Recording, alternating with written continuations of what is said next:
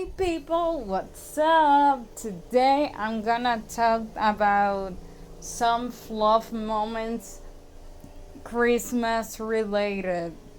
This first one is one that you can see in most of Christmas movies and specials. There's a lot with this fluff moment that basically this trope is Christmas is ruined.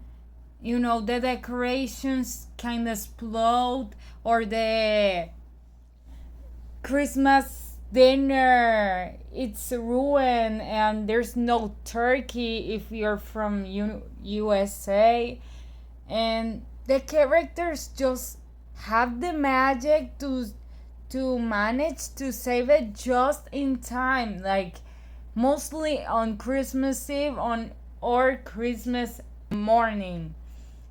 What is the logic in that? Like, I can't explain it that well.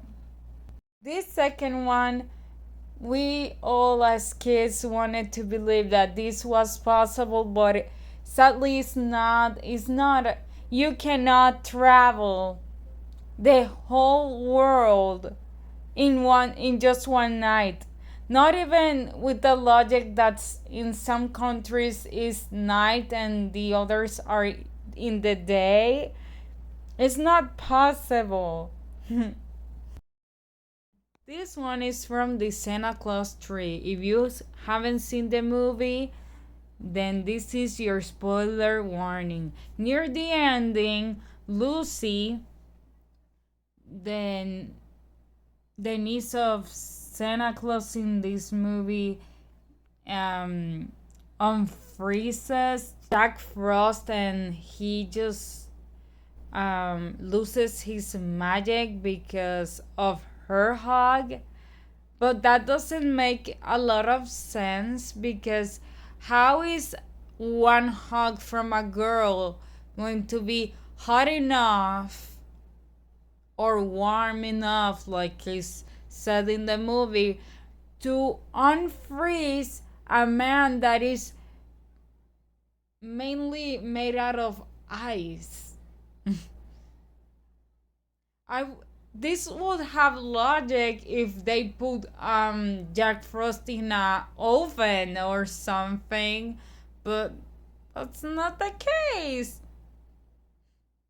This is other that we as kids we wanted to believe so hard that it was possible, but it's sadly not, because a man or a human being can't just eat all those cookies or milk, because as you might know, there's like 7 continents depending on the way that they teach you on school. And on those continents, there are a lot of countries. If Santa ate all those cookies from all of those countries and drink all that milk, he would have diabetes, have a lot of illnesses, and that would lead to his death. This one is from the Christmas Carol. A lot of movies and specials are based on this story, and you might know Scrooge and the way that he changed his view of life in just one night. But as a person that has seen a lot of adaptations of this story, I have always the conclusion that Scrooge only changed his way of life because of the threats of the spirits, especially the one of Christmas Future. That was literally the Grim Reaper. And if you saw the Jim Carrey version, he was literally chasing the poor old man. And if you put this on reality, you would have to do a lot of processing to change your view of life as a whole. It's not something that you can do as quick like is shown on the movies and the story. This next one is basically how the reindeers are able to fly and carrying Santa Claus, a fat man, and a humongous bag with presents from kids from all the world. Not trying to be fat phobic or anything, but that there's only 8 reindeers. And Santa Claus is not the thinnest person. And as you might know, kids not only have one present, if you let them, they are gonna ask for a lot of presents, like a bike or anything, and there are a lot of countries. So doesn't make sense. Those poor reindeers wouldn't carry all that weight.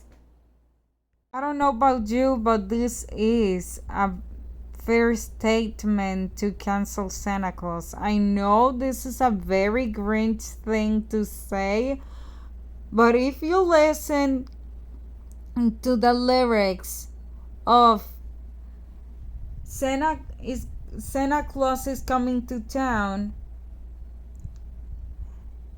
you know that he sees you when you're sleeping, he knows when you're awake. He's clearly a stalker on minors. That is not good. That is really disturbing. Coming back to the Santa Claus movies, if you haven't seen them, this is your spoiler warning. In the films, we have this sort of magic that transforms Scott Calvin into Santa Claus. I find this magic kind of disturbing because in the first one and the second one, you can see that turned a man in his 30s into a really old looking guy.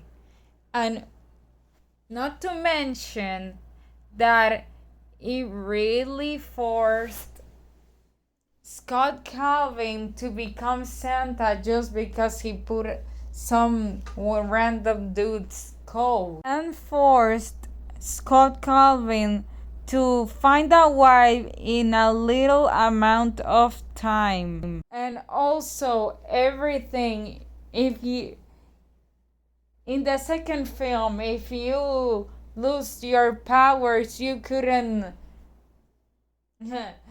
go back to be Santa Claus. There was always these threats.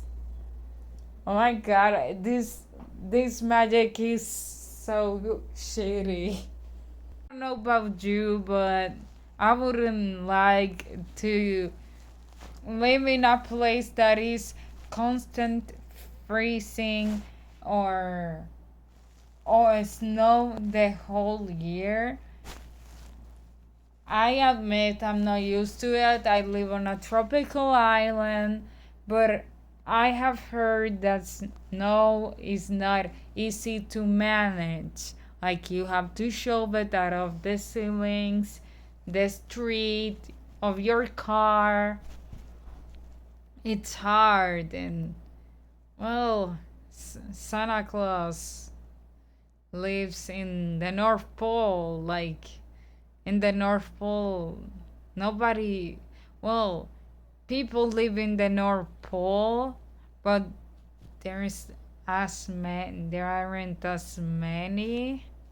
I can't be the only one that have asked this, because like in all Christmas movies, the elves are always shown to work only for Santa.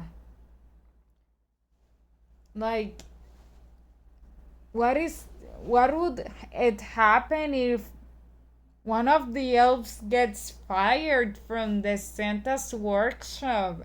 Would that elf be unemployed forever? Seriously, in the Christmas movies should put more job positions for the elves, not only on the Santa workshop. There has to be another bosses that could, I don't know, hire other elves. This is from the Santa Claus 2. Basically, Scott Calvin choosing his son's school principal as wife, basically turning her to Mrs. Claus. This was one of the weirdest. I mean, Carol was one of the best characters of this franchise, and she wasn't all that bad, but I can't deny it. This is really weird. This next one is from a movie called A Christmas Princess. It's really underrated. You probably haven't heard of it. It's your typical American lady knows a prince, they fall in love, and the American girl is becomes a princess and has this Hallmark style. Going back to the topic of the video, the Prince Young slash Jack fires a celebrity chef for a Brooklyn cook in a failing restaurant. I saw this movie that, by the way, has a lot of fluff moments. I really thought that the prince was being stupid.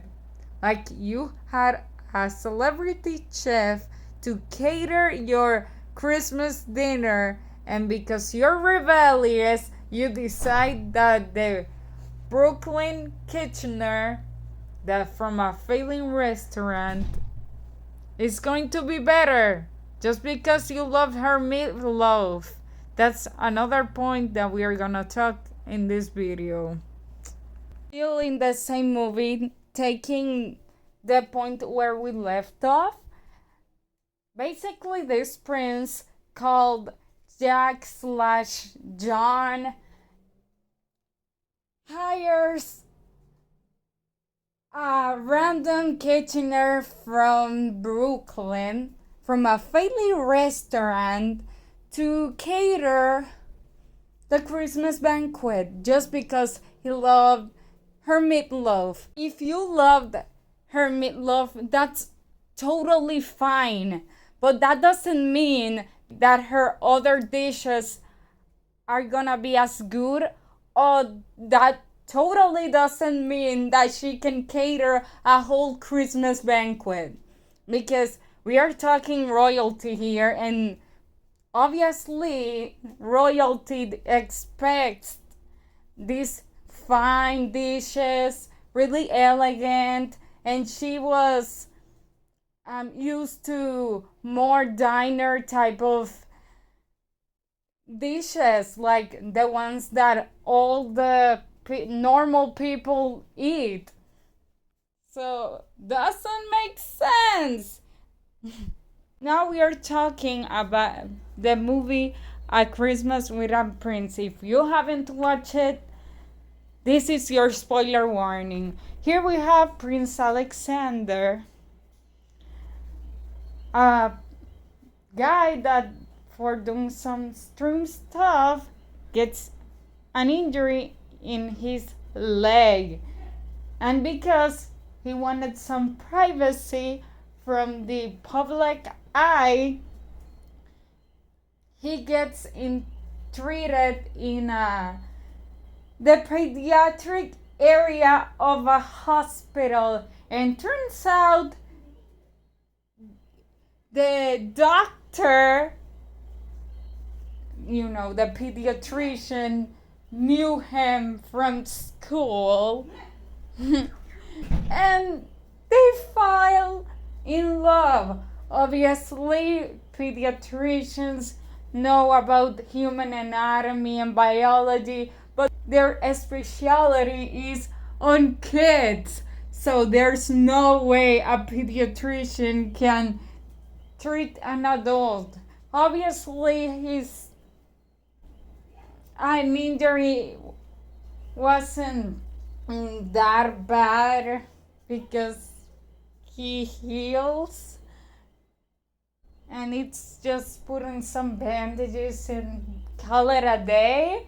But it's not ethical. Like, if you're an adult, you should always be treated on the adult area of the hospital. And this prince was so lucky to being able to seduce the pediatrician that is called Tasha. And from the next movies, she becomes a princess and probably becomes a queen.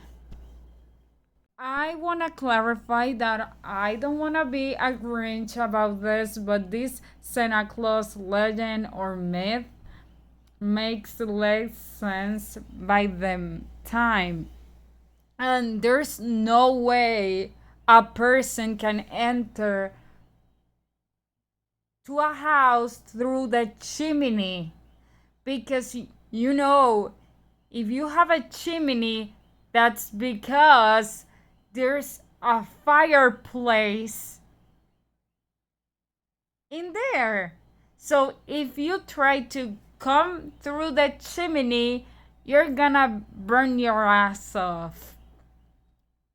Quite literally. And there's some chimneys that are too thin for a person to enter through them. So, again, doesn't make sense. Now we are seeing the other side of the coin. In the legend or myth says that Santa Claus enter to the houses through the chimneys. Then doesn't explain how did he enter to the houses that don't have chimneys, like the houses where I am from, because I am from a tropical island that doesn't snow. So our houses doesn't have chimneys.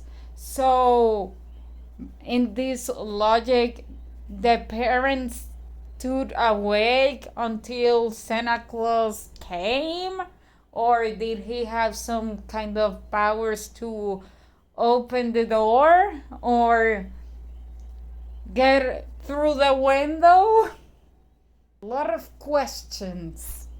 I don't know if other parents did this, but my mom always said to me and my sister, so we could behave correctly in the jolly season, that if we didn't behave correctly, she would tell Santa to not give us presents and give us charcoal. But the funny thing is, not a single Christmas we have charcoal. We always have presents, even if we were the worst kids. Now I'll talk about Home Alone and Home Alone 2. Kevin McAllister made some deadly skins to Marv and Harry. How did they survive? Like, Harry was burned, Marv was electrocuted. Marv in the second movie had some really damage in his skull because Kevin threw some bricks, not one, not two, but 3 or 4. And the first one, he hit them with painting cans.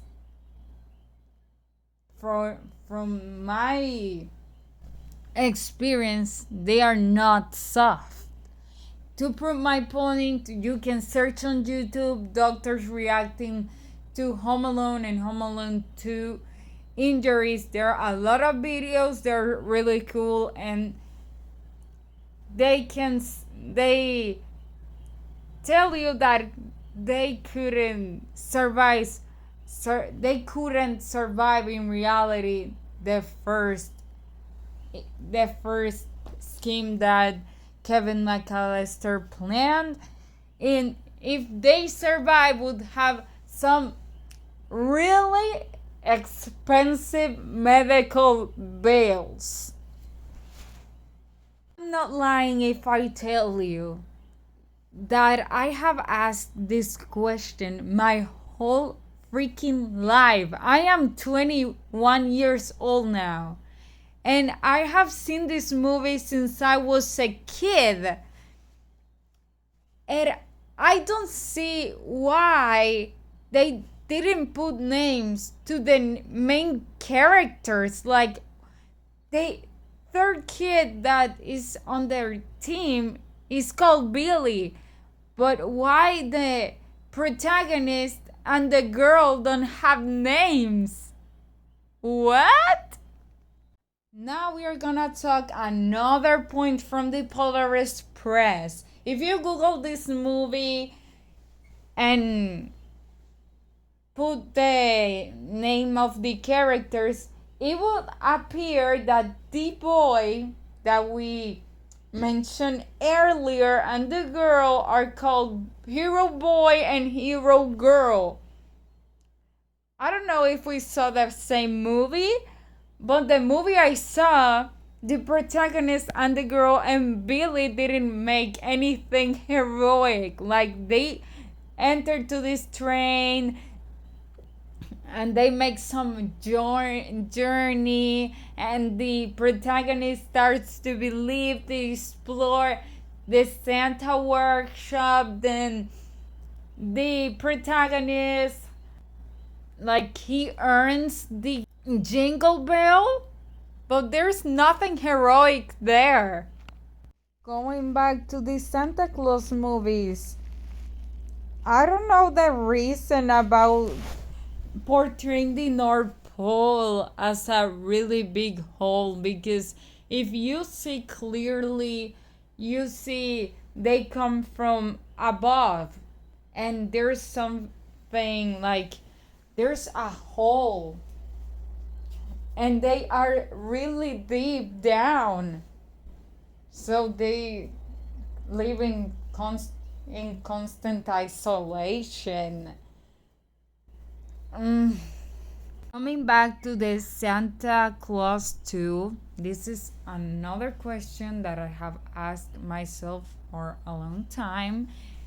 How did they move Comet in this state to the North Pole from the US? Because, as I mentioned earlier, the North Pole is a really deep hole, and you can only access to the North Pole by magic, or in the third movie you can access it through airplane, but that's a alternative timeline.